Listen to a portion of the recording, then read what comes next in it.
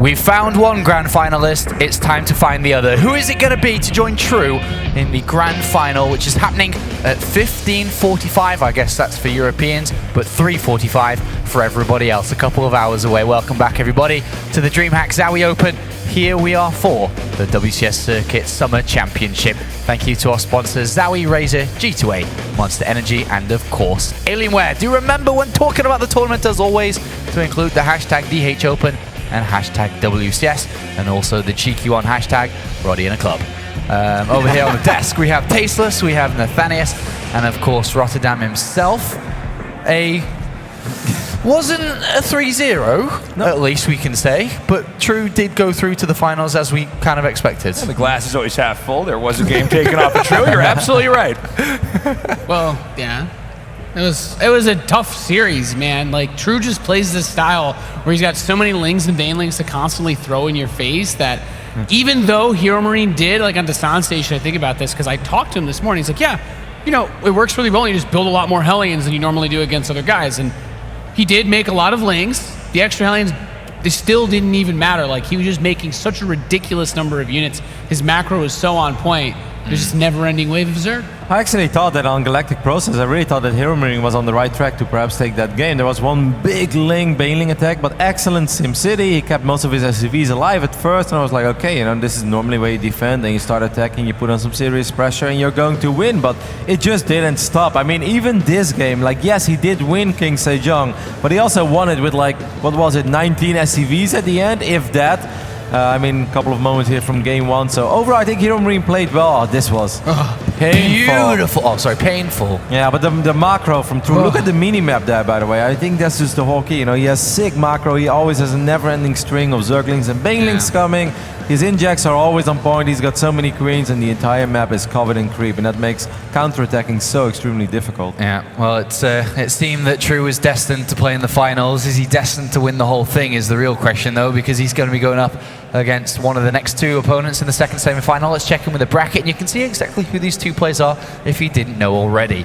It's Polt or Neeb, our second semi-final coming up. Who's it going to be? It's almost like America's in the final no matter what, Nathanius, with Captain America in Polt and the true-blooded American It's good Neeb. To know that no matter what, America wins. And here is the schedule. So in a couple of moments' time, we will be starting that second semi-final. And then, as pointed out a little bit earlier on, at 3:45, we'll be starting the best-of-7 grand final. I didn't hear it, but did David Kim make his Civil War joke?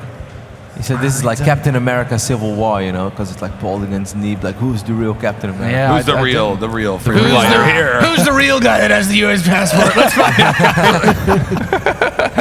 I thought it was a good joke. We're going to be talking a lot about that series in a couple of moments. Very excited for it. But before that, it is time to get hype. It's time to look at the two players in the second semi-final.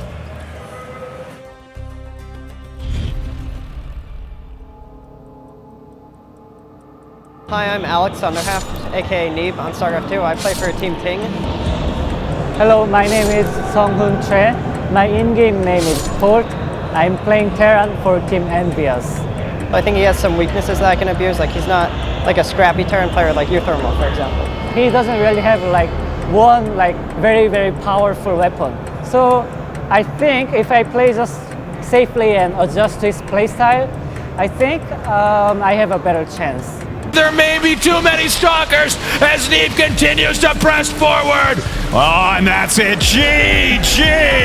Oh my god, all the Liberators are coming up now with the Vikings. He recognizes this entire army is actually killable from the air. I want to win every single time, but I know I can't. So my reasonable goal is getting into the semi-finals at every single tournament. And I just made it. So now my next goal is winning this whole tournament. I've just started playing tournaments this year, but I don't think it's going to have too big of an impact. Like, I feel fine playing in tournaments nowadays. My playstyle is basically safe style. I think I'm okay against aggressive Zergs. I think it's good to have a plan going into the game, not just to react to your opponent. Analyzing my opponent is very, very important. That's why I can make a comeback even if like I was losing 0-2, because I figured like what he's gonna do next and how he's gonna react to my like aggression or my play. It definitely feels great representing America. Like, there haven't been any good American players like tournament winning players since Idra, and he retired like a long time ago. The Roach's number is getting too small here as Neeb continues to just destroy the army of Scarlet. Oh, Polt is never fully American, so I was the king of NA all along. Neeb has been performing quite well, and it's true he's like one of the best NA players, but still, he hasn't won any tournament. Hey Polt, I know you've won a lot of money in your career, now it's my turn. Neeb he's very, very young. He's like 10 years younger than me. So he has still more years and chances to play more and more tournaments. So this time, I think I have to win.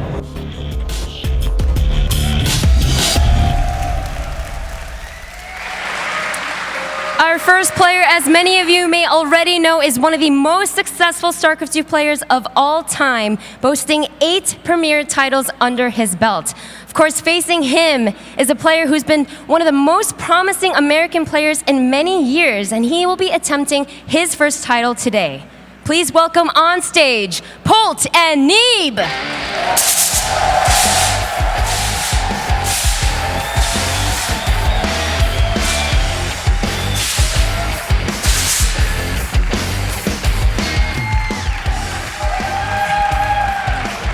Neeb, I'll speak with you first.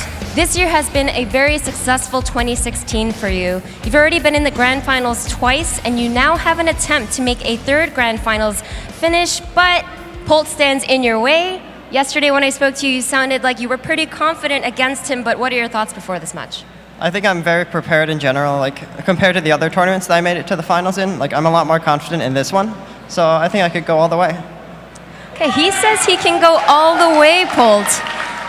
But of course, you are a player that has had so much success for WCS titles, the only player to have done so, but a very young Neeb, the player that you said yourself is 10 years younger than you, stands in your way if you want to make it to the Grand Finals again. And that will be your 13th Premier title Grand Final finish. What do you have to say to that? For the past few years, I have beat a lot of players, and they didn't lose because they were not prepared. They lost because they were worse than me. I cannot wait to see. Please shake hands. It is time to find out who True will be facing at the Grand Finals here at the WCS Summer Championship. Apollo, back to you. Ooh, Polt. That was nice, wasn't it? That was unexpected for him to come out with that. And very well-spoken answer there. And, you know, let's be honest, he's kind of right most of the time. But he's going up against Neeb, and to be honest, guys, this is a very, very exciting match that we've got at hand. We saw Drogo attempt Polt yesterday. He almost did it. Neeb's meant to be the stronger, the better player between Drogo and Polt, between Drogo and himself. So, is he going to be able to take down Captain America? What are we thinking, Tasteless? You know, it's interesting because Polt has been so consistent for such a long time throughout StarCraft 2. At the same time, it does seem like Neeb is progressing at this incredible rate, right? He's really finding his stride. I think it could be anybody's game. Personally, I'm hoping for Neeb. I don't know about you guys, but I'm definitely excited for this no matter what. You guys have been following Neeb's progress from the very, very beginning, back when he played Terran years ago.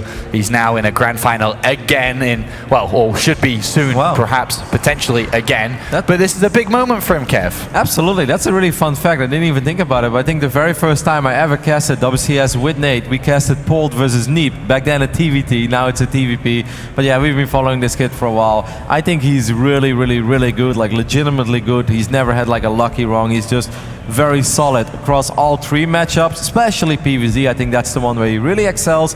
But I think his PvT, even though he's had 2 very rough series, is very good. And I think stylistically, I think Polt is a good opponent for him.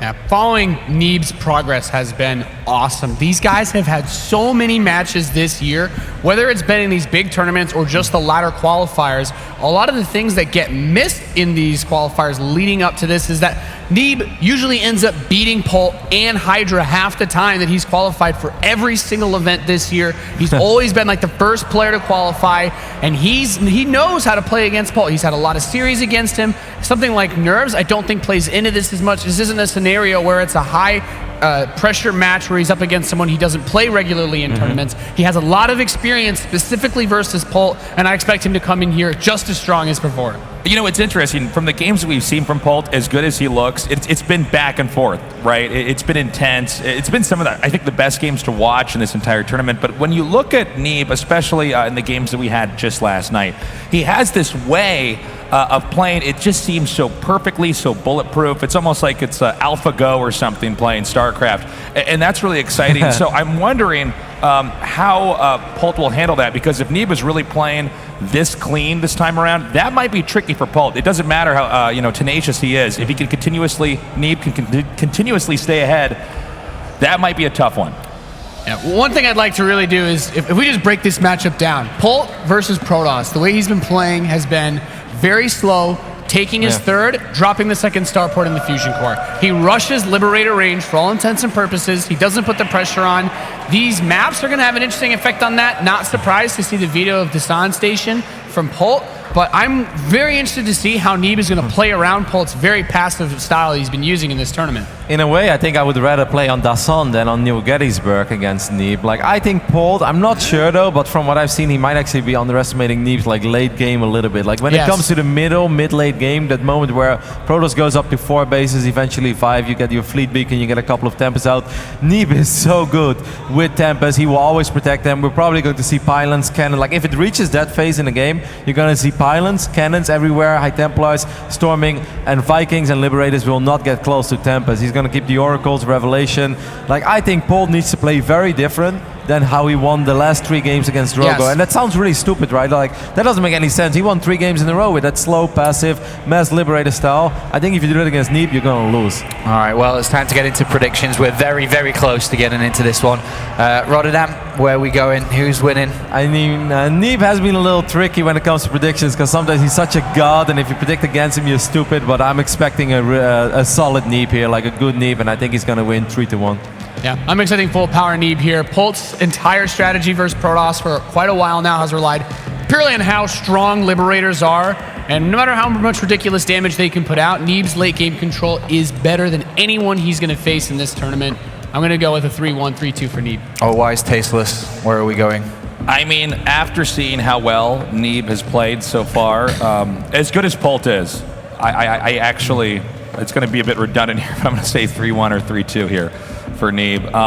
I will be pleasantly surprised if Polt wins, but just the perfection that we're seeing here from Neeb, you got to respect that in this prediction. All right, thank you very much, gentlemen. We've got Neeb across the board here on the expert desk, predicting that he'll make the grand finals against True. Well, there's only one way to find out if he can. It's time to head to the second semi-finals with your casters for this one, Rotterdam and Nathanius.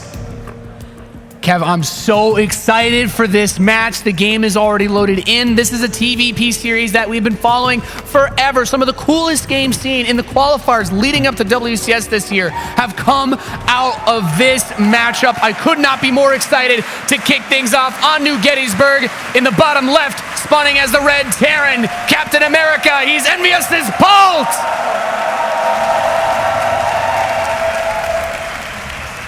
Couldn't agree more, and this map has provided some of the best games we've seen in 2016 already as well, so hopefully that means a lot of good for this series.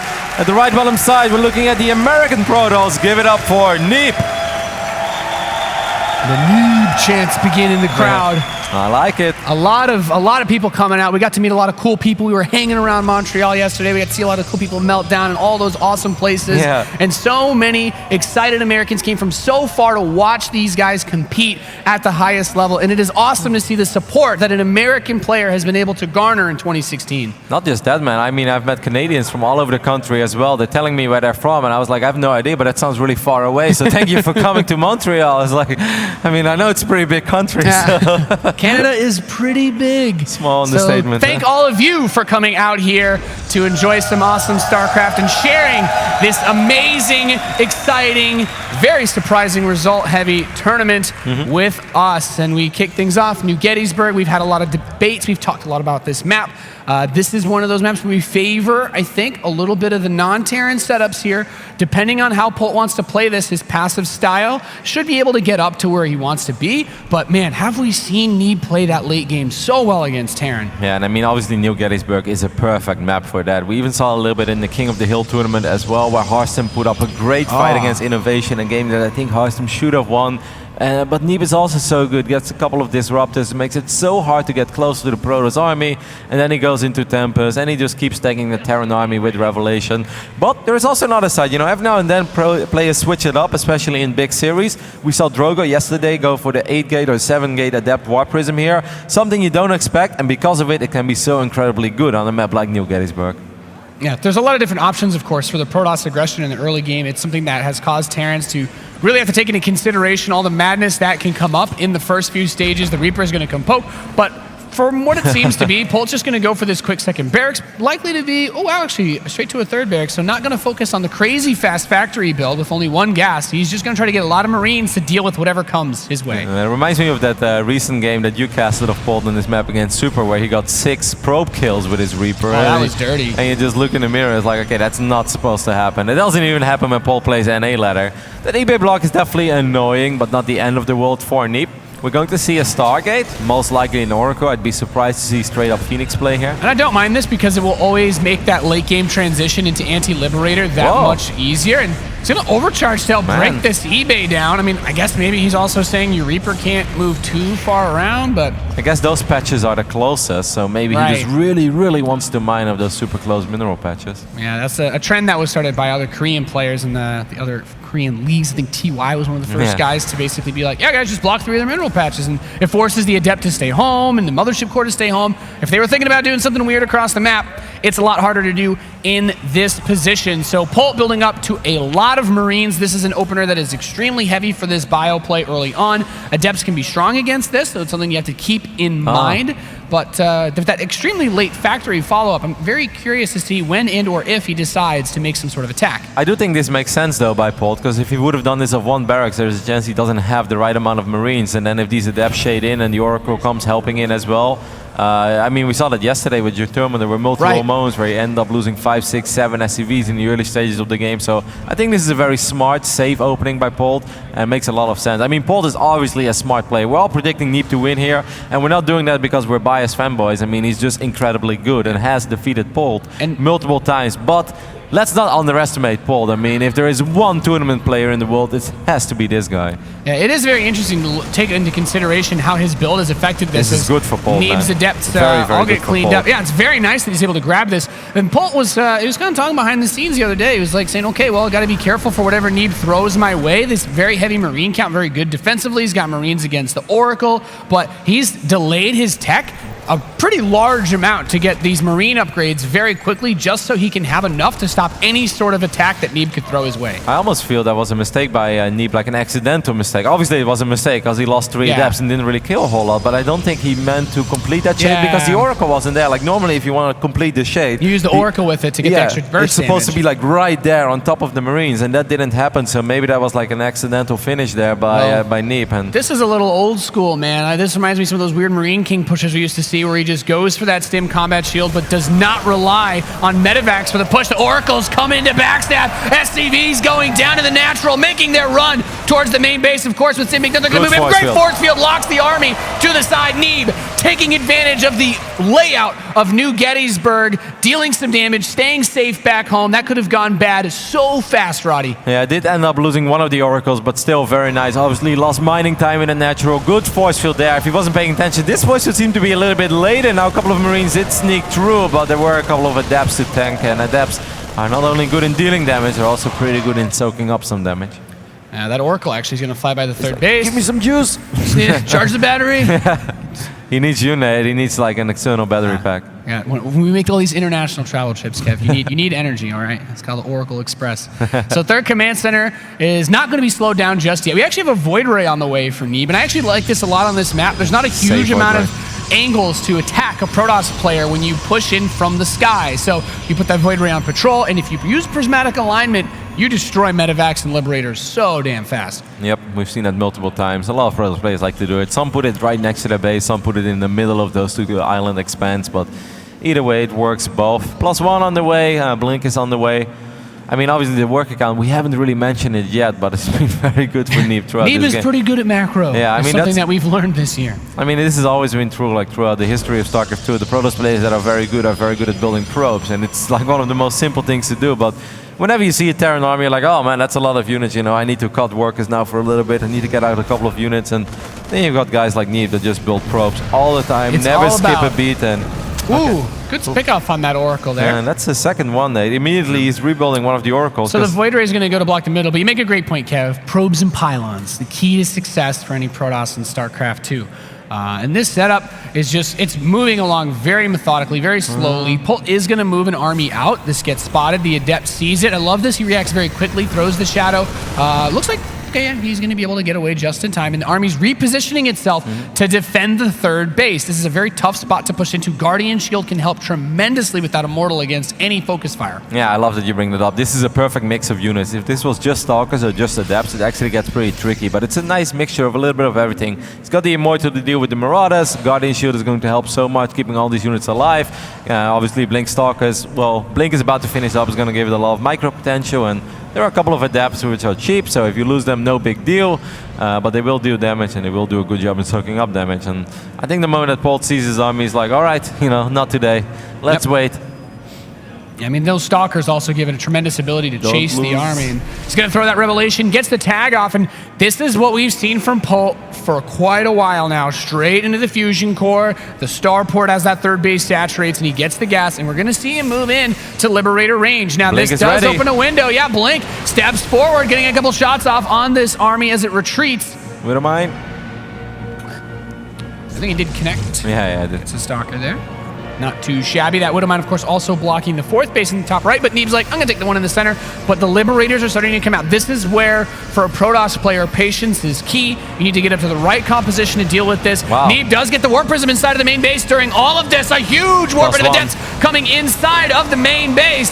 The Warp Prism does get picked off. These Adepts do have +1, so they picked off 4 SCVs very quickly. It seems like Polt is going to be able to deal with this, though. And he sees the Fusion Core at the very least. The Adepts are going to get in. They're going to deal some damage. Actually inside of the third base as well. 9 SCVs killed so far. But you see the Fusion Core. Fleet you know Beacon. what is coming. You need the Fleet Beacon. You need a second Stargate. This is why that Oracle opening also has a little bit of utility later on, as he can quickly make that transition seamlessly. But he's actually doing a robotics facility in Bay first. Yeah, it seems like maybe he's going to try to win the game with just gateway units and a couple of robotics facility units as he gets that second robo as well. He makes a new prism immediately.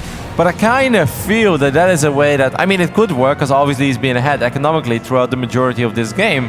But that's also a way you can throw games very, very fast. And I mean, Polt can see the entire army as well. That Burrowed Widowmine, yeah, it kills stuff, but it's, I mean, that's your spotter as well. Wow. So another command center is going to boot up for Polt. With this Revelation, I mean, I guess you can try to dance around. That's kind of the thing that makes New Gettysburg difficult. There's a lot of different angles that you can push in from, but as that Liberator count increases and as range gets closer, it gets a lot more tough. Wow, he's just going to blink straight on top of the third base. The Immortals helping to focus fire it down. Force fields the army away. SCVs on the run, trying to block those, but the Liberators encroach even further. Steps forward, blinks, gets one Liberator and backs off. does lose quite a few gateway units there. I would have liked to see him try to target that orbital command. I kind of felt with those force fields there was perhaps an opportunity to take down that orbital. That's not going to be the case. Now I think Neeb has to chill a little bit. He's getting more Stalkers. He's going to go for another blink, perhaps try to shave off one of these Liberators. He's got the Oracle, drop Revelation. Let's see where that Warp Prism is, because is he sending it to the main or is he going to use it to reinforce his main army? Now, it looks like he's setting himself up for a bit of a flank here. Go with that Warp Prism into the main base and try to destroy. Man. And Colossi, we are seeing it again. It's been popping up a little bit in this tournament. The Stalkers blink in. They snipe one of the Liberators and back right off. Now, Liberator range, advanced ballistics is done. This is the, the quote-unquote GG upgrade for Terran versus Protoss. Is the most important thing fighting against these armies. 2 turrets. I wouldn't do that. I mean, this Warp Prism is absolutely going to fall, but 4 Adepts will make their way into the main base. Nah, I mean, he's going to trade against some of these Marines, but definitely not able to get that big cash money warp in that allows you to destroy the mineral line. 12 SCVs actually picked off, was that by the third base? Oh no, he's in the natural as well. So he shaded in while he moved the Prism in, actually gets a good amount of worker kills. His 72 probes to 39 SCVs. Once again, the entire army is going to be held together by the Liberators for Polt. I'm still very surprised that he's making this Colossus transition without a second Stargate or a Fleet Beacon. Same, Nate. Like, this has all been pretty alright for Neeb, obviously, and he's starting to do critical amounts of economical damage, but 45 SCVs this phase in the game when you've got, you know, most of your infrastructure. Upgrades, however, are a big problem, something we didn't really mention yet. I mean, the 2-2 is about to finish up, and I believe that Polt is just on 1-0. Yeah, he just has +1 attack. Wow, okay. I mean, obviously, Liberators are amazing. Liberators are good enough, I think, to justify that, but if he loses the Liberators, then obviously he can't just fall back on scrappy little mounts of Marine Marauder. Quite a bit of money in the bank as well for Neeb, who's going to throw more adepts into this mineral line, and there isn't really that much for Polt. That Widowmine did do a tremendous amount of damage, actually. Splash over all the adepts. Well, 10 SCVs get picked off very quickly in the midst of all of this. Back down to 38. The economic damage has been sick. More gateways on the way. 3-3 upgrades for Neeb, and you want to try to take these fights out in the middle of the map. Wow, he blinks straight forward, goes for 1-2 Liberators, but eats a ton of freedom shots on the way out. I mean, Neeb is still close to being maxed out, even though he's been bleeding out quite a bit of units. I just feel like this is like the only way he could have possibly lost. He's getting a couple of Disruptors now, but even Disruptors are going to have a hard time connecting against this amount of Liberators. Yeah, there's too many. There's too many Liberators on the map. He can't engage into this. He's adding a Dark Shrine, but it's going to take a while before the Dark Shrine comes into play. Maybe one free Liberator there, yes. Okay. Second one, and the This third is where one. things get dicey. All of the Liberators were unsieged right before that fight. The Colossi get some 6 shots on that army with the Immortals underneath. As you said, kid, those upgrades are so crucial. Neeb needs to dance around these Liberators as much as he possibly can. I'd love to see him break down those rocks and just dance with the position a bit more. Yeah, the last minute in this game was very nice. So getting 3-4 Liberators there, buying extra time for more units. He's getting closer and closer to maxed out. 3-3, halfway down. He's gonna break the rocks. He might actually find this. Oh, and he could use the Liberators on the right, excuse me, the Disruptors on the right side. He might actually get a sick hit, because I don't think Polt is aware there are Disruptors. Oh, and he's going to blink in towards the left side. A lot of the Liberators still sieging on the east path of this forest. And you know what? He can just head straight to the left side. He's like, all right, well, I'm just going to eat up your reinforcements, rip this army apart, and GG's out. Neeb takes game #1 against Polt. Welcome to New Gettysburg. For a small second there, Nate, I got worried for Neeb. But then the moment he found those 4 Liberators and he started dancing around, buying more time, suddenly the army supply swung. There was one moment where he was down 20 army supply, and then suddenly he was up 25. And that's where, you know, things will be alright with those upgrades. Picking off a few Liberators like that is so costly for the Terran. You know what they say, Kev? Freedom ain't cheap. This is going to be a interesting series, man. Great start for Neeb. Really playing around what I feel is the linchpin of Polt's gameplay. His entire focus in every TvP we've seen has been get to 3 bases, get Liberators with range, and then just slowly choke you out by spreading across the map. Like you said, in New Gettysburg, once you break those rocks, he had so much position to play with. He got a lot of great picks. Yeah, it's just really hard. I mean, if you want to leapfrog across the map, you can do it for days. And then when you finally get to a 4th base, you can just take the other way around. As a Protoss player, you can just avoid the army. That's not something you can do on a map, let's say, like Frozen Temple or even King Sejong Station. So I wonder, like, if we are going to see the same thing, which we obviously both expect, how is that going to play out? Because I'm not sure if you can really deal with like 7, 8, 9, 10 Liberators with the upgrade with just Stalkers. I mean, Neeb is good, but is that really doable? I guess that's kind of like the thing, right? We need to see how he'll play on the different maps, since we are going to be. It's hard to find maps that give you more open space than New Gettysburg, as far as being able to make plays like this. Like, this is something that's extremely hard to do on any other map. But I do like that you pointed out with these force fields, there was a big opportunity to just right-click on that command center. Could have gotten, I think, a lot more damage, maybe even killed it, since the SCVs were all on the run. Instead, he went for the Liberator, but in the end, it worked out. I mean, the RS was good. It wasn't cheap for Neeb. He lost a lot of units, but this goes back to what we were talking about in the beginning of the game. He's so good in expanding. He's so good in building probes. And on any given moment, you're going to look at that probe count and you'd be like, Neeb's army is small, but he does have 69 probes. So it's just a matter of time. That's right. He's got a lot of cash money in those scenarios. We are loaded into game #2 of our second semifinal. A crowd cheering for this man in the southeastern red. He's Polt! Should be pretty happy with these spawning locations we have on Frost. Yes, he should. A direct path to this man's base, leading 1-0, representing the US of A. He's Neeb! I hear them. I hear the Neeb chants. The deep bellows of the Neeblets out there. All started at DreamHack Austin. Of course, back then Neeb made it to the grand finals, fell against Hydra in a series that I think every now and then he might look back at it and be like, man, I cannot believe I lost Game 6 on Invader. That should have never happened. And he knows that as well, but he said it on stage today. He feels good. He's really not all that nervous. Met him this morning a little bit as well and made a very good impression on me. Like, he wasn't sweating at all. I think he's just looking at it like, I played Polt so many times already. Why would I even get nervous here? He's had a lot of really awesome games against Polt, and I think it shows also his ability to handle, because Polt's been playing with Liberators a lot in TvP. I mean, what Terran hasn't, honestly, this year.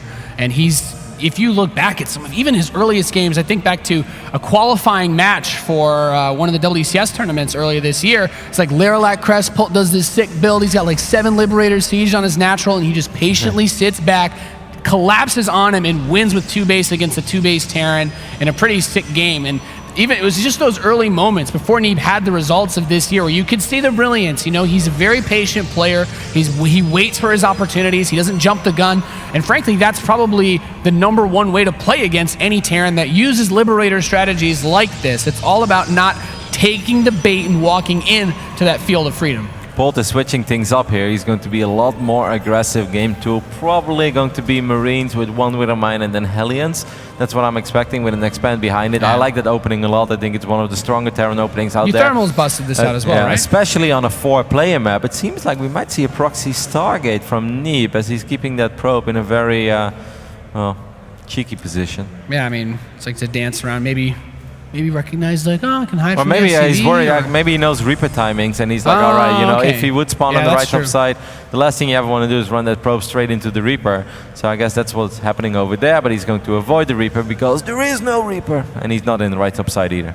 Yeah, mind games coming into play in that point. But the Mothership core is coming out. The starport that you mentioned, we had in mind, Hellions. So this could be just like you've talked about, like we've seen so many times in Terran versus Protoss early game. When you want to put the pressure on, cheeky mind drop with some Hellions in the back can do a lot for you. So we will have to see as this game progresses forward, or doesn't. Continuing the game, by the way, on Frost. Hopefully everything is going to be awesome. Ooh, Adept is in a little bit of trouble.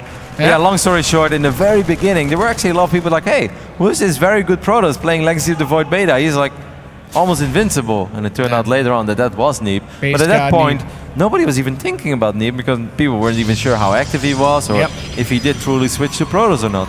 I mean, we talked about it. He's had his results when he played Terran. We talked about how he had that match versus Polt where we thought it was so cool. I think there was like a really crazy game on Habitation Station we talked about a lot. He took a map off of Polt and TvT at a time where Polt was like pretty much winning most seasons of WCS actually. So. All right, so what did the Adept see? The Adept saw a couple of Marines, but that's about it, right? Did the Adept? I think he shaded towards the natural, and but he saw the timing? Yeah, I think he knows the command center's a little late, right? Yeah, so he should recognize this thing is a little bit off here. 2 more gateways are on the way. Warp gates finishing up, robotics facility, and Blink. I love this as well. I mean, Hellions are going to have a very, very hard time in dealing with these Adepts. He's going to force out a Photon Overcharge almost immediately. He has to get out of there. Yeah, and those Adepts are waiting. Those 3 Hellions looking for the chance to run by. He's like, I'll just drop the Marines away from the pylon, man. That Mothership core can't fight by itself. And if the Adepts come up, if all the Adepts come up here, those Hellions could run inside and get some serious work done. Just a single Adept here to defend this mineral line. 3 Hellions running in now to this expansion. The probes are lining up, Roddy. 7 down so far. 10, 11 probes. Beautiful run by Polt, getting an extremely large amount of damage. Wow, Neeb was baited there and he fell for it a little bit. It was obvious that Polt wasn't committing all that much with his Marines. Now he did send it back though. The Mothership core should have energy for a Photon Overcharge. More probes falling in the main. Phenomenal game by Polt. And Nate, this goes back to what we were talking about in the beginning of the series. This is where you can punish Neeb. You know, not these slow and steady openings and a slow mid game. Like, no, it's early aggression. And this is where sometimes he struggles at the big stage. Yeah, this is really rough right now. I mean, he's got the Dark Shrine in the northeast coming in. He's got the Prism on the way. Blink is almost done, but he's being limited on his income here in the natural. Does push back the Liberator with those Stalkers. There's still those 4 Marines chilling in the main with that medevac support. They can jump up to dodge. Look at this micro, picking them up and putting them down. Polt with some heavy lifting on these Marines, getting just a little bit more efficiency out of that harass. Oh, Stalker has to be careful there, actually, in range of this Liberator. I don't want to step into the ring of death, that's for sure. Don't have to fight that Liberator. It's not covering your mineral lines. Dark Shrine has finished up. There is no eBay yet, but there is a full wall off, and that's going to help a little bit. Yes. There is a Warp Prism. Ooh, did that Warp Prism... Was that a tell? eBay gets started immediately. It's still a little bit late. There's no energy on the main orbital command. Let's take a look at the natural... I mean, you do have to consider, it's like, well, you know, there's not actually a lot of units there to defend. Maybe he put his money somewhere I should be concerned. So there you go. 2DT's going to drop mid. I imagine try to split them up between the bases. Let's see what he can get done. eBay is only just about to finish up. I think he's going to throw down at least one turret almost immediately. I have the feeling that Polt is sensing that something is wrong, but I mean, like you said, eBay's done. He had some energy in the natural.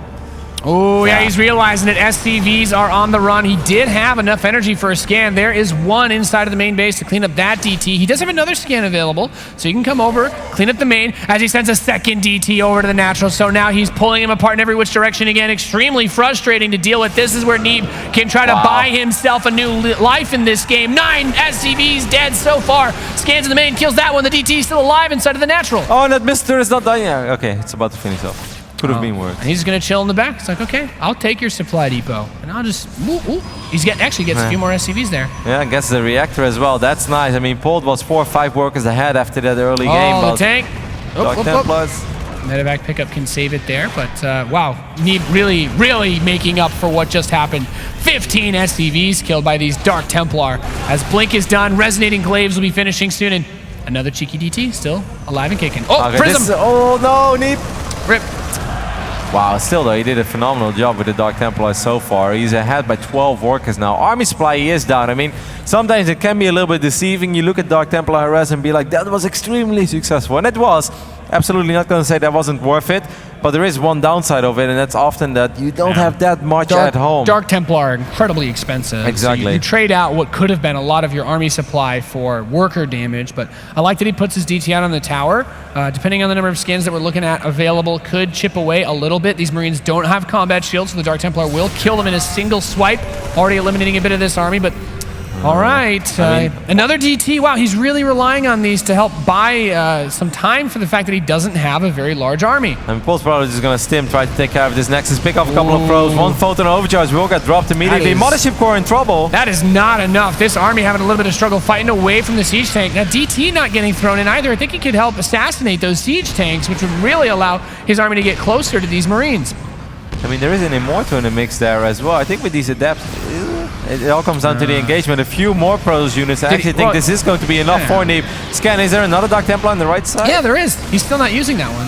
That's very interesting. I think Neeb's doing a phenomenal job in thinning this out though. As long as he keeps the Nexus alive, he should be fine. I mean, he's losing a couple probes, but those probes are going into really weird spots. I think Polt should disengage. I think he's overstaying his welcome. Yeah, he's just going to collapse on top of this now, it looks like. Blinks forward, grabs the siege tank, and that DT gets one kill on the way out. But, you know, picking off 10 probes there is definitely nice. He scans, turns around, kills that Dark Templar, and the army continues to retreat. Oh, gets the medevac with the siege tank! Another medevac is going to be focused down, it looks like. No! Great target fire from Polt to push the Stalkers away. I thought he was going to lose more of his medevacs in that engagement. Very important to keep those alive. Yep, the reinforcements have arrived, but it's a lot of Marauders, and there are multiple Adepts here in the mix. He's going to let the Shade finish up. There is a Widow Mine here. That's the round with the Adepts pulling the army back. Keep in mind, that Immortal, of course, doles out an insane amount of damage against this army, and Polt sitting on this 2-base economy, getting every little bit of damage. If you stop these attacks, it really helps a lot. I think it's going quite all right for Polt, though. He does have +1, and +1 is extremely useful in situations like this. He is down 15 workers. Sentries are a little bit exposed. There is no Warp Prism yet. I think it's on the way, but yeah, he needs to disengage. This Forge is coming in at last, but the Marauders with that concussive shell. Beautiful micro by Polt. A lot of stocks coming in. He's going to go for another ballsy forward blink. There is an Immortal in the mix. Yes, he is. Does he get the right medevac? No, he gets 2. I mean, that's still a very good pickoff. Yeah, that could have been a game-ending loss there. Those Marauders are really key here to lock this down. Neeb's army is just getting bigger and bigger, Roddy. Yeah, I mean, Polt still has the bigger army, though. I mean, Neeb obviously has a lot to work with. He's going to send another Warp Prism to the main if he can warp in 2 Dark Templars. That could potentially be very nice. If Polt is paying attention to his army that's out on the map and he loses the missile turret in his main base, things can go bad very quickly. But you gotta respect this Talon army. It has an upgrade advantage and multiple Liberators. There's nothing at home to defend against this. The next wave of reinforcements will be out soon.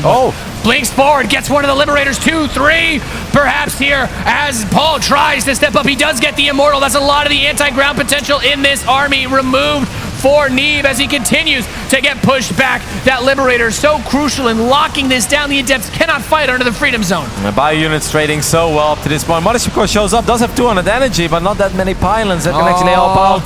Tries to blink back, almost loses the Mothership Core like you were talking about, but there's not any pylons in range, and the Marauders are going to deny the mining on this third base. Gets another defensive Dark Templar. There's only 2 orbitals, so he's really trying to play around the scan economy of this army, but it's not enough so far. Polt did a really good job in making sure he always had scans to work with, and it just seems like there is not enough Protoss over here for Neeb. I mean, Polt obviously has to be careful. +1 is getting close to finishing up for Neeb, but Polt's army is good.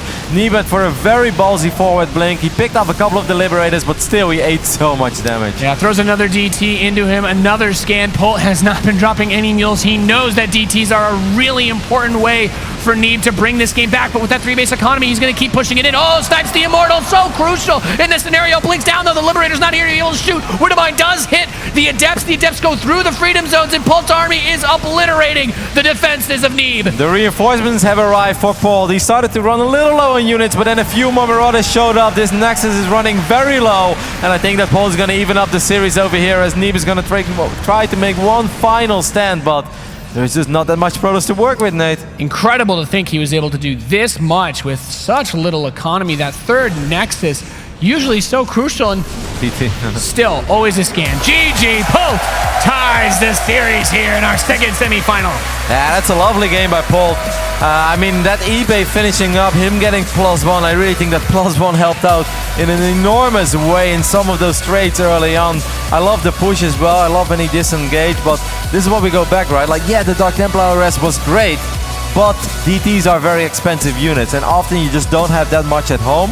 I think when Neeb kept his Nexus alive, he was in a decent spot, but I think he overcommitted a little bit when he started chasing Polt down to the other side of the map. I mean, picking up the medevac and the tank, that was great, but then a few times he traded out a few too many Adepts. The 2 sentries showed up. Sentries are super slow units. The moment they make their way across the map, they never get home, you know? They instantly got picked off, and then also Neeb, he went for a bit of a gamble, right? As Polt moved across the map, he kept warping in 1 DT at a time, throwing it at him, and Polt saved his scans. The Dark Templar, it's like, awesome. Okay, like those could have been mules, but if Polt knows that DTs are on the playing field, the smartest thing to do in that situation is hold onto your scans. It's the only way that you can lose. If he walks up and just kills your army and kills your tanks because you don't have any scans, like, that's it, it's over. Couldn't agree more. I mean, can't emphasize on how big that is. It's so natural to feel like, okay, I can actually drop a mule now. I really need the money. I mean, this is one of these moments. This was a great pickoff for Neeb. And if you look at the army supplies now, he's down, but not all that much. And obviously, he's mining a lot more. But I think he just overstayed his welcome a little bit.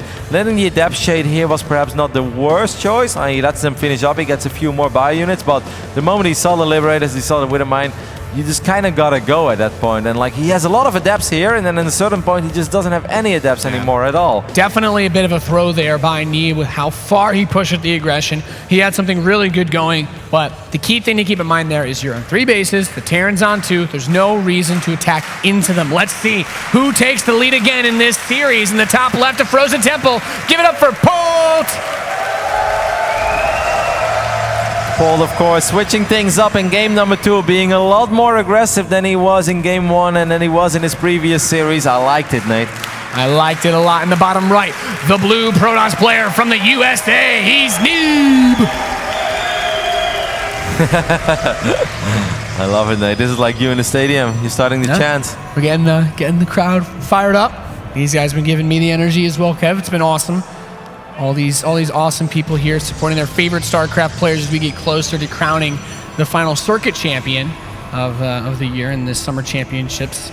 I just realized that at all 3 circuit championships we had non-mirror finals. We've been blessed. Yeah, I'd say that it's really been stepped up by all of the races that have been competing across WCS this year. When you think about it, people always talked about, especially last year, Europe being the stronger of the foreign regions, but Neeb has really helped offset that, because otherwise it's a whole lot of Zergs on the other side of the Atlantic. Yes, it is. Let's see how Polt is going to approach the game as his minerals do go up. So most likely we'll see a quicker expand again here. Perhaps felt that he couldn't do the same build twice. Of course, it helped that Frost is a 4-player map. Neeb scouted it a little bit late. At first, Nate, I really thought if Neeb would have kept those 3 Adepts on the low ground, It's hard, but then you just try to rely on photon overcharge at first to deal with the medevac, and then you warp in the remaining units in the main base.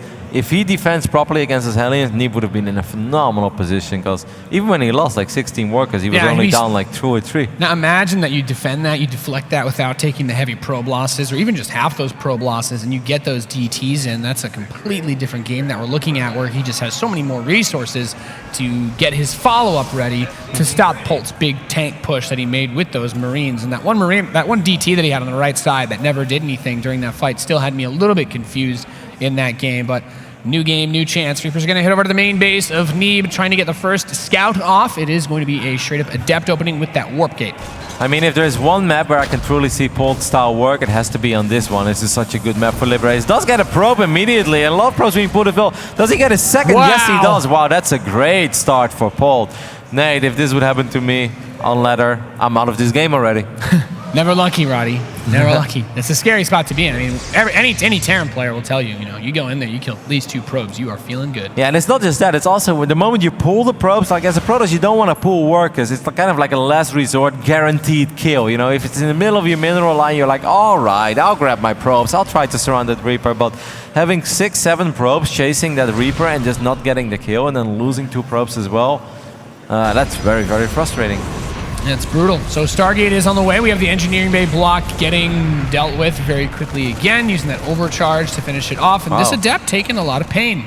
Yep, quite some damage, but it does survive. That's very important. So the you can hard use that life. shit. The hard life of the Protoss, man. That Adept can't be healed. Closing time. That Adept had a few too many drinks. Not welcome. Get out of here. Stargate is going to be done very soon. 2 more gateways being added on for Neeb, as Polt has opened up very similar, this feels, to the new Gettysburg strategy that he went for. Very heavy on the Marine production at the start. So Oracles, of course, are going to be very, very important for Neeb. Want to make sure you keep them alive at all costs. At New Gettysburg, even though he won that game and he played awesome, he was a tiny bit sloppy. I mean, he did end up losing 2 Oracles against mostly Marines. He didn't even fly them into a Wither Mine whatsoever. That's still a little bit uncharacteristic, as Neeb is normally so careful with these very expensive units. Yeah. Interested to see if Polt's going to try to make one of those pushes that he did on New Gettysburg, where obviously we do not have. Fast, Nate. Yeah, exactly. We don't have one of those small little bridges, so it's definitely something that 1 sentry or 2 sentries is going to have a harder time holding off. So the possibility for that early bio attack is very real, and it could be very strong. Combat shield is on the way. Yeah, I feel like if you want to do this, you should already start running across the map though, but he doesn't have any missile turrets yet. Maybe he's going to try to throw down 2 missile turrets and then just go for it immediately. It's very risky, because if you sacrifice all these bio units and you don't get the Nexus, it's pretty much game over. But I also feel that if you time it right, and you grab all these units and you have stim and there's no resonating glaives, I almost don't see a world where you won't get it. Really good delay on that factory. SCVs are going to be dancing around running from this Oracle. It gets 2 kills, but one of them being very important, delaying the gas 2. It's going to force them to very consciously send another worker over there, not just rebuild. The factory is actually still not yet being worked on, so it should have been done for a while. The Oracle is going to escape as well. Wow, if that would have been like 1 second fast. I mean, the moment that Stim finishes up, Polt is going to run across the map. He realized that Oracle has no more energy. Take a look at the amount of adapts. I mean, obviously there's no resonating glaives, no +1 second. No, both Oracles straight into the Marines, Roddy. That's a lot of firepower here. We talked about it. A single sentry is not going to save your skin here. Wow, that's an incredibly powerful force. Since the one Marine is like, all right, Billy, go check what's on top of that cliff. It's like the coast is clear, guys. Let's go. There's nothing here. There's a couple of Adepts are going to get warped in. The pylon overcharge is activated, but Polt could just go straight to the natural. I mean, the Adept count is growing, though, and there is a Guardian Shield as well, at least almost. Photon overcharge does go down. Can Neeb hold without losing too many probes here? He's going to focus down the sentry, so no Guardian Shield to come to play, and without the upgrades, without the lead here, these Adepts are having a very difficult time against the Marine Marauder force that's inside of his base. That Big Daddy Immortal is going to pop out, a very important thing to help hold this defense down. The reinforcements have arrived, is what Big Daddy Immortal says, and he will push these Marines and Marauders away for now. Didn't lose workers, Nate. Lost a lot. Oh, now he's losing them inside the third base. The pylon overcharges, and that Immortal helps finish him off. But 10 10 probes, excuse me, brought down in that last fight. If it wasn't for those 6 or 7 Marines showing up, I actually think that was very decent for Neeb, despite the fact that he lost those 2 Oracles. But losing 10 workers there, I think that's going to slow him down quite a bit, and that's just going to make this all so much more worth it for Polt. Of course, Polt did throw a lot of units at Neeb, but as a Terran player, if you're trading against units and against a couple probes as well... Well, you know those Protoss units are so much more expensive than yours, so it's okay to trade them out. The only thing you need to do is not open yourself up too much for the counterattack. But we can see that that's not what Neeb is doing. He's slowing it down a bit. He's getting more gateways. Maybe he'll push it Blink and +1, but that gives Polt time to rebuild his bio army. And obviously the best thing about trading out against those Protoss units is that Protoss have to rebuild them, which means also that there are additional units, like the scary units, the Colossus, Disruptors, or eventually Tempest, Storm. It doesn't matter. Whatever it is, it's going to be a lot later. And that's very nice, because that means that the next fight is most likely just going to be Gateway units versus Marine, Marauder, and Medevacs again. And eventually, unless you're completely crushed in upgrades, those fights are nice for you as a Terran. Yep, more mortals coming out here for Neeb as Polt begins to build the Liberators. These have been so scary in this match, so crucial for Terran players around the world when you're trying to take out these big scary Protoss armies. And Patrolling Probe meets the Reaper. I mean, we give a lot of credit to Polt for the way that he always handles himself in tournaments and how he approaches series and stuff, but he's playing very well so far in this series, Nate. I love the builds that he's choosing. I mean, he lost game 1, but it's New Gettysburg. I mean, it's a very, very rough map for Terran. Pretty much the roughest out there. I would probably prefer to play Dasan, even though it's such a weird map, other than New Gettysburg. But in game 2, loved his build choice, and game 3 here just makes a lot of sense again what he's doing, and he's handling everything very well. Yep, that Prism is going to finish, so we'll see if Neeb's trend of having his flying units go straight to Marines continues on in this map, as it's already happened with his Oracles earlier. I believe he just popped the Observer there as well. And that hurts, man, because you want to use that robotics facility for other stuff. I believe 1 Warp Prism is flying across the map, and he's immediately making the 2nd Warp Prism. Well, when you know you're going to lose it, might as well get a backup, right, Ronnie? Yeah. There's one job that's very, very ungrateful in StarCraft 2. It's being Neeb's Warp Prism pilot. I mean, somehow, some way, they always fly straight into Marines, Marauders, Liberators, missile turrets. It doesn't matter what it is. This time, kind of use it as a bait. He's going to try to make a serious push here. The Widowmines are out of position. How many Liberators are we looking at? That's a big Protoss army. One on the map right now. The Stalkers are going to pop up. There are a few Widowmines. He needs to be extremely cautious about making any aggressive blinks into this army. A lot of the Terran units are out of position. They're all the way in the left bottom side of the map. So if I was Neeb, I would jump on top of this army. I mean, it's risky, but the longer you wait, the worse this is going to get. Yeah, overcharges here at the 3rd base. Big warp-in round of the Adepts, but they have a hard time breaking down these Medevac healed Marauders. And the pylon's not forward enough. The 4th Nexus of Neeb is going to be going down, it looks like. There was no resonating glaze. Maybe that's what he was waiting for, but he's going to lose that 4th base, lose all those adepts as well. Those units are obviously going to run towards the turret. So now Neeb has to choose, right? Are you going to defend this base, or do you want to make your attack stronger? And instead he's going to choose to defend it. But that's not even enough, man. These adepts are not trading well at all. These warp-in rounds of adepts do not have the damage output necessary. The 3rd Nexus of Neeb under fire. He was too slow with his attack on the 3rd base, a little bit overly cautious, and now dealing with a tremendous amount of pressure. The 3rd Nexus is picked off, and Neeb knocked way down in economy. I mean, Polt is playing extremely well up to this point, and you can't even let those adepts finish up. Neeb losing 2 out of his 4 bases, and obviously the 2 most important ones, because those mineral patches are still fresh. Still a lot of money to be mined. Now Polt is starting his +2. He's going to throw up a sensor tower because he knows that he's in a phenomenal position. All he needs to do is be ready with the Liberators to deal with them. God, look at that army. He's going full. He's going old school Polt, man. Just massing Marauders. He's like, hey mate, you like to build Adepts and Stalkers? Well, I know one unit that doesn't have too much of a problem against either of them. And he's like, oh, he's gonna go for some sort of a sandwich. I'm not sure if that was a purpose or not, but he could like kind of flank with Liberators. Not something we say every day. This army of Polt is insanely powerful. Going to blast straight through these Stalkers. The Immortals on the right side help significantly so, but even with the Guardian Shield, it's a very risky fight. A lot of the Marauders on the right side have a tough time battling in this position, but it's just not enough. Marauders rip the Gateway units to pieces, and Polt takes a 50 supply lead. Yeah, a very commanding victory there. Even though it wasn't the most beautiful engagement for Polt, it didn't matter. He just had so much. Widowmine connected with the Prism there. Does still live for now, but Neeb is going to need every single unit he has right now at home to defend, and even then, Nate, it's not going to be enough. GG! Polt goes up 2-1 in this best of 5 as we look for a second grand finalist You talked about it, Kev. Polt made that big push, this incredibly fast stim, heavy Marine attack. It has enough defenses to deal with the early Oracle. Neeb flew 2 of his Oracles straight into those Marines in the center of the map. And then, as we talked about, the 7 extra Marines that sprinted into that mineral line at the third base. Yep. That sealed the deal at the start. Absolutely, like I think that changed everything. And the first attack, like it was a very close fight, and obviously Neeb was losing a lot of units, lost the sentry, lost a couple of adepts. It was alright as a Terran player, you know, you look at that trade, you'd be like, alright, but at the same time, Neeb went up to 3 bases very fast, so just trading may not be the best thing, but then a few more Marines showed up, and they took down 10 workers, and that just delays everything that Protoss can possibly do for so much longer, and that just allowed the next fights for Polt to be so much better. I do think that in the later stages of the game, obviously early game, it wasn't pretty, it wasn't flawless for Neeb, but I think that army he had on the right top side of the map, I think he shouldn't have hesitated for a second. I don't think he should have second guessed himself. Right. He should have gone immediately. He shaded in with the adepts. I obviously understand he was waiting for resonating glaives, maybe even +1 armor.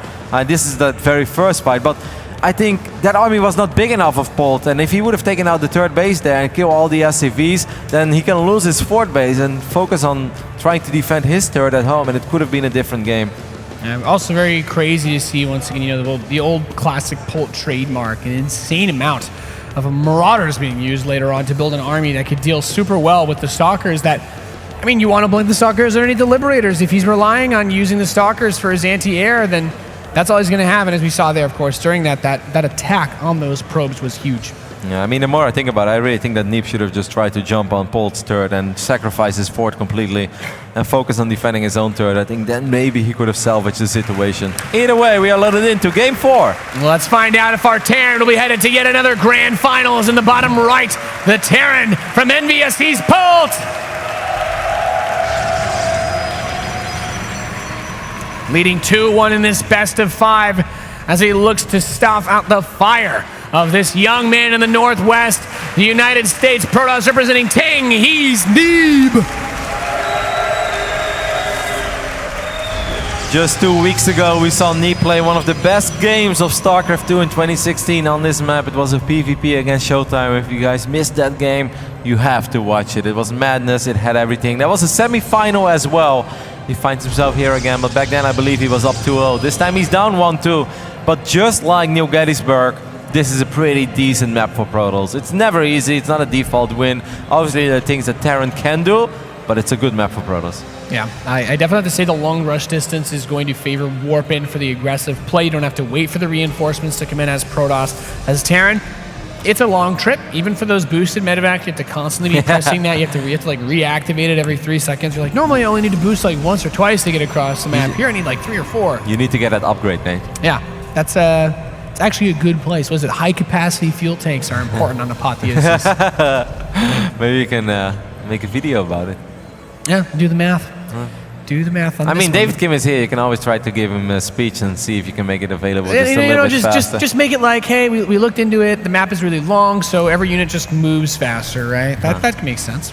So it's going to be command center first into 3 barracks for Polt, but to do something similar like he did on Frozen Temple, I consider very, very unlikely, just because this map is so much larger, but he will have access to a lot of units at first, so there's a good chance Neeb is going to open up with Oracles, and maybe he just wants to make sure that he has plenty of Marines to deal with A, an Oracle opening, and B, perhaps like 2 Adepts in his natural, and then an Oracle.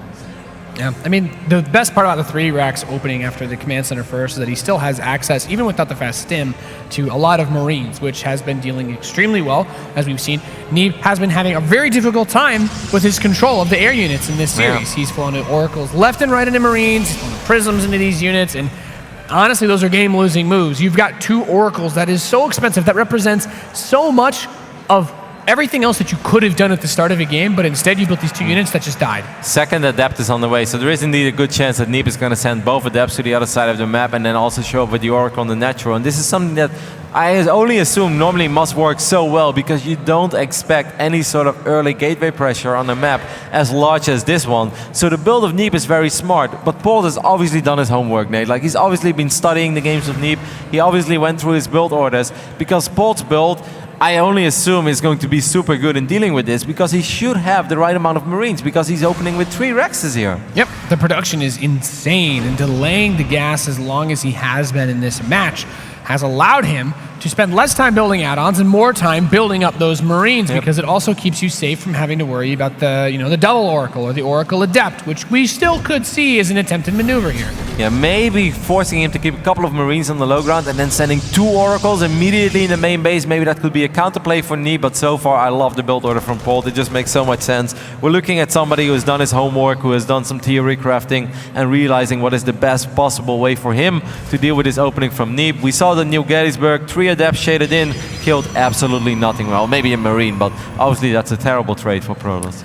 Yep, and Neeb's going to boot up his 3rd Nexus while all of this is going on. The 3 Adepts are here at the natural expansion. Oracle's here as well. And these Adepts immediately going down on top of the Marines, picking off 1, 2. The SCVs coming off the line. The rest of the Marines coming down out of the main base, but the Oracle shows up, getting a lot of work done as the Adepts fight the SCVs, but not getting too much of the economy picked off. Just 2 workers killed, almost getting that mule. Oh, Don't lose your Oracle so fast, please.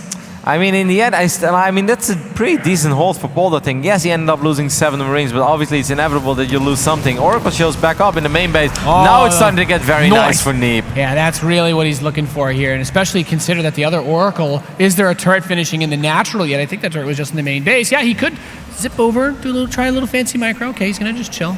That's fine. You can chill. Count 46. Don't fly into the Marines though. Against 33.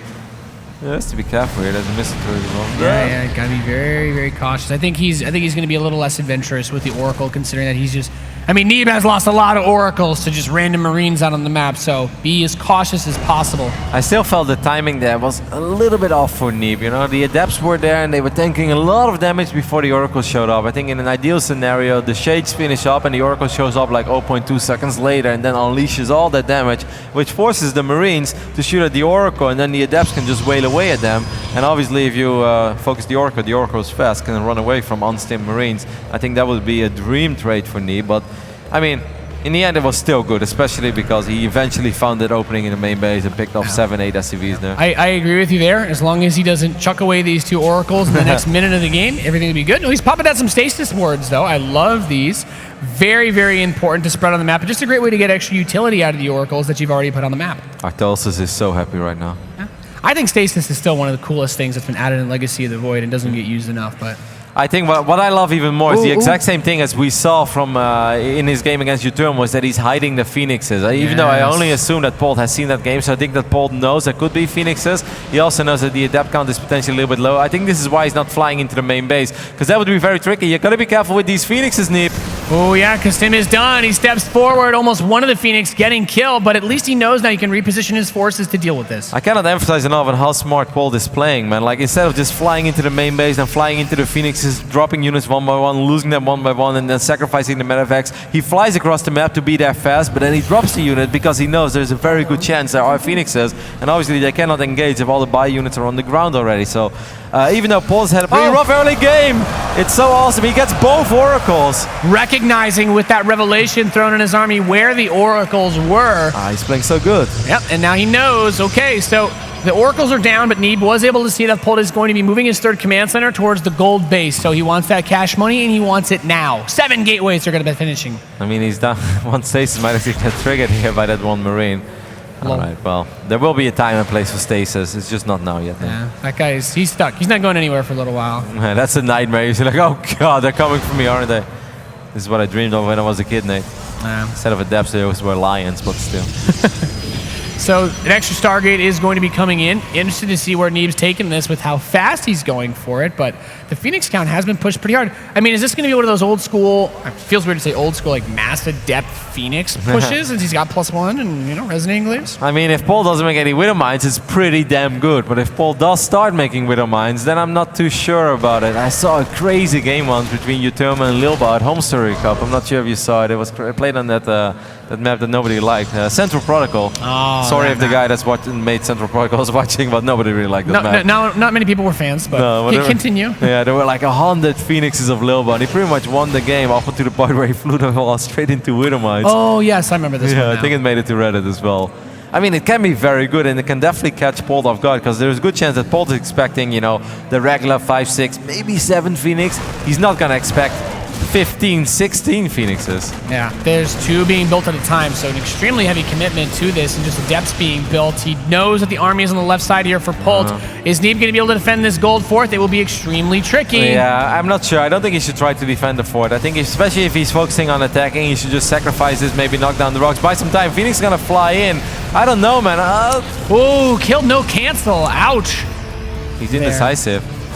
Yeah, the Roar Prism does make it inside of the main base, though. Quite a few Adepts getting on top of the Terran production. And these Marauders are trying to pull back with the SCVs, looking for a little bit of a spot to hide in. The Marines and Marauders are going to come in from the natural expansion. Depot is still down. The Adept Exchange are going to be able to teleport to the natural expansion. And he's still got a few in the back of the main base. SCV's not mining. He moves in. 8 SCVs picked off so far. No time to throw another Shadow, though, as the Terran army cleans up this harass. What I would like to see now is a defensive warp in from Neeb. Go cancel. Does not cancel. I would like to see a defensive warp in from Neeb right now here and then jump on top of that army, because you know that Polt has so many units in his main base. Polt is still dealing with these Adepts. So this is your moment, Neeb. This is when you need to clean up those forces on the other side of the map. Pounce on that army. He cannot outrun the Shades and the Phoenix at the same time. Polt must stand and deliver. And so he shall. The Mine's get a couple of shots off, but the Adepts still stand strong. The Phoenix coming in to rip apart these medevacs. Polt nowhere to run with this army. This is great play by Neeb as well, man. Now he's striking back. He forced Polt to have so many units at home to deal with that War Prism harass, and then he realizes, like, hey, I can take care of that army. That's exactly what he did. Losing that Nexus twice does hurt, but obviously we gotta love Neeb's position here. Yeah, he has that War Prism still very far forward to reinforce. Those 3 Widow Mines can be a little bit tricky if his reinforcing Phoenix fly over those, but there's a lot of Adepts ready to try and make something happen here at this gold base. The Marauder count is high, the Marine count not all that high, so these Phoenixes should be very, very effective. The Widow Mines are going to be a big problem, though. He needs to take care of those mines. I think he's gonna let, no, he's not gonna let it finish up. The longer he waits, I think the better it will be for Polt. I feel that Adept Phoenix falls off and armies are maxed out. Yeah, you want to get these Adepts right on top of the army, as of course they don't have as much range. A lot of them in the back running around. There's the Guardian Shield down. The Phoenix coming in, picking up these Marines, helping to finish this off. There's the Widow Mines on the left side, getting some good splash, but it's not enough just yet. Guardian Shield still helping so much. Another few more Widow Mines do burrow in the back, and another Warband of Adepts comes in. I think he should send the Phoenixes in. There's barely any anti-air there. There's almost no Marines. Yeah, he could soak up. He could drag the splash of the Mines over the bio as well. There's another option. That too, and just kill the Medevacs. There's only 2 Medevacs there with energy. Time is ticking, because if Polt gets 2 upgrades, it's going to be a lot harder for Neeb. That's going to be extremely difficult to handle. He's dancing around with that prism, and instead he's going to say, all right, I'll just take this base. Could try to drop a force field by those rocks, but the Sentry's not able to get there in time. Decent force field there, pulls him over. He has to lift the command center to go on the run here. Another big wave of Adepts is going to be brought in. The SCVs going down on the run out of this base, but the Marauders in insane numbers helping out so much. Those Widow Mines looking for the juicy connections. Wow, phenomenal hold so far for Polt. Neeb's tournament life is on the line, and it seems like he's not going to be able to end the game here. He's going to end up losing a couple of Phoenixes, and he's pushed back. What a great hold there by Polt. Wow, Polt is playing out of his mind. Unreal play here from Polt. Those 3 Widow Mines still in position, being extremely annoying as well. There's so much energy on these Phoenixes, by the way, and the SCV count is not super the prism. high. 2-2 has finished up. Gotta be careful. Widow Mines are once again the arch nemesis of this army. This has been really scary. Very intelligent play by Polt to make that jump towards the mines. And like I was saying, these guys have been hitting all the Phoenix that have been coming out for a while. No, not the sentries. Okay, well, just one of them. Would be nice for Neeb to clean this up. I mean, he doesn't. Does he have a? Well, where's the observer? Does he have an observer? Yeah, he has 3. I guess he's making 1. Okay, I think he got rid of the mines. Man, against 2-2, like I think against 1, this is a massive army. This army is so good. That's such a good army for Polt. For Neeb to defend this would be truly a Herculean feat. I don't know, man. This is going to be incredibly difficult. Is the Neeb hype train going to stop once again in the semifinals here? Is Polt going to make it to his 2nd circuit finals of the year?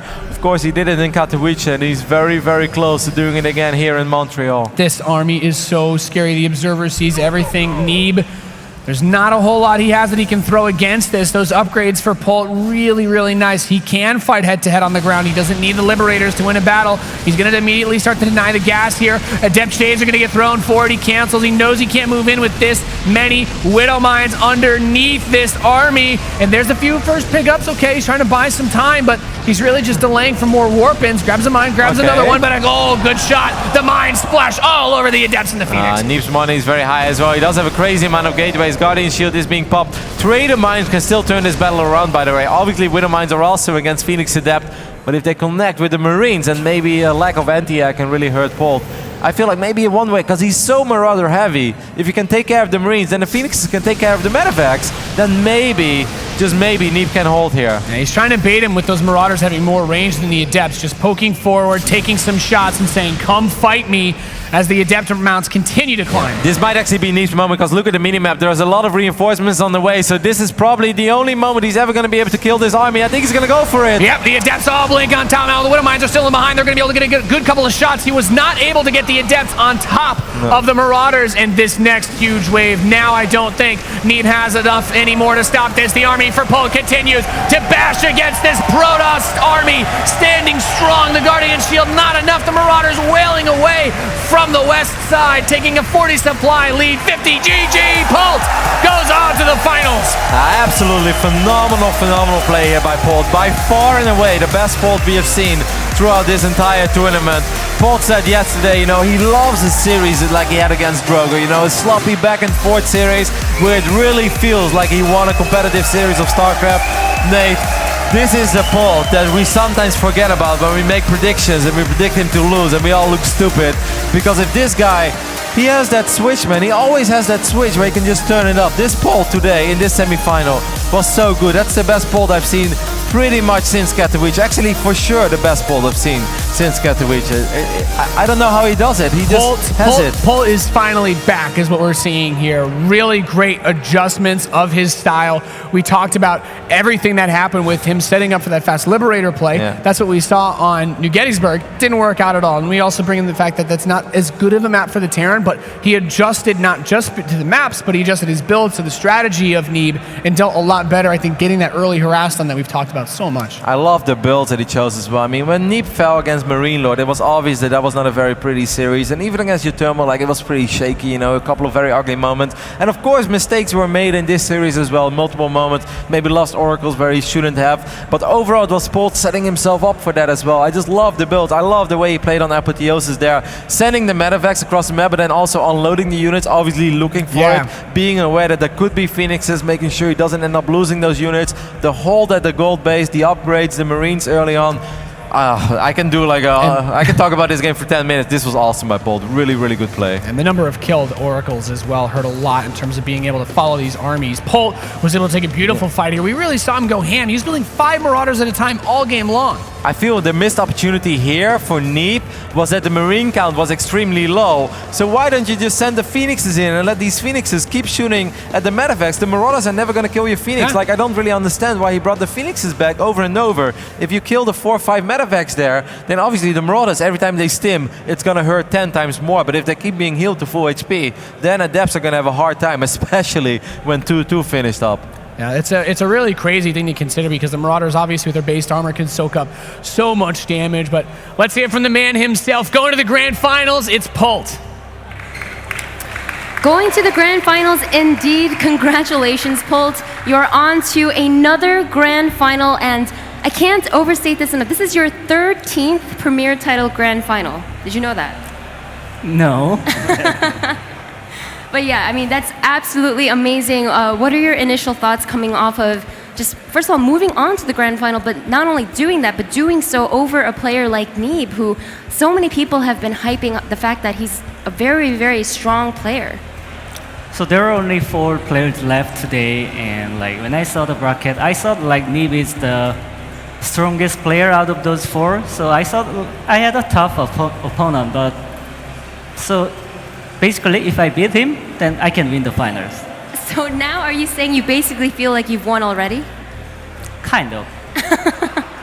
Well, let's talk about that series, because I feel like every time I watch you play a best of X series, quite a few times it seems like you always lose the first game. It's like that you use that game to either feel out your opponent, get a sense of how they play, but whatever the reason is, it feels like a lot of times you do let that first game go, but I'm wondering if you yourself also feel that way?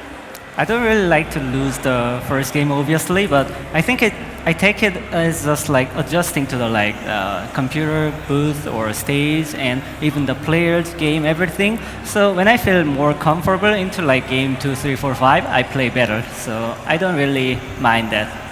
Now, Maynard, I know that when you play StarCraft 2, I know you're a Terran player yourself. So as you were watching, and I know you were watching out in the audience, do you have any questions for Polt about that series in general? That series in particular, not really. I'm more interested in your next series. Now, this best of 7 against True. Have you played True before? Have you ever met him on ladder? And how do you feel coming in against this one? So you already said that you feel like that you kind of have already won. That's what you just told Sue. Is that really your thought coming into the grand final here? I think I have played like a couple times on ladder, but I think I never met him at a tournament. So not really sure, because ladder play and like tournament play is much different. And well, based on that, I mean, in my opinion, I think I'm better at tournaments. So, and I don't know about him, to be honest, but he's only lost one map in this entire tournament yet. Yeah, but most of players are not really playing well, like when they're going up higher and higher, and probably so as him. So I think I have a better chance in general. Okay. Experience will win, apparently. Yeah, and it's funny because when we spoke to True earlier, he said he actually wanted to play you, which was definitely a admission of confidence, because wanting to play you is definitely, you need some confidence if you're saying you'd rather play Polt. And his reasoning was, he said he considers you a legendary player. So I think he was saying that a win would mean more by defeating a player of legendary status. And what are your thoughts on that? That's a good challenge. I will accept that. You have a glint in your eye. Are you basically saying, I'm going to stomp this guy? Well, like, it's not only like my winning, but also like it's like giving more players the chance. Like as I talked about before, if he wins, then he takes the spot. He just attended at like just season 3 and take the spot. It's kind of unfair for me, so I have to stop that. Okay, so if you win, it's not for yourself. You're being generous to the other players that have fought so hard in the other WCS tournaments. So basically, on the other side, there's only True. On my side, everyone else is cheering for me. Okay then, well, we will find out how that grand finals plays out, as that will be coming up after the break. It'll be a best of 7 between Polt and True, so stay tuned, guys.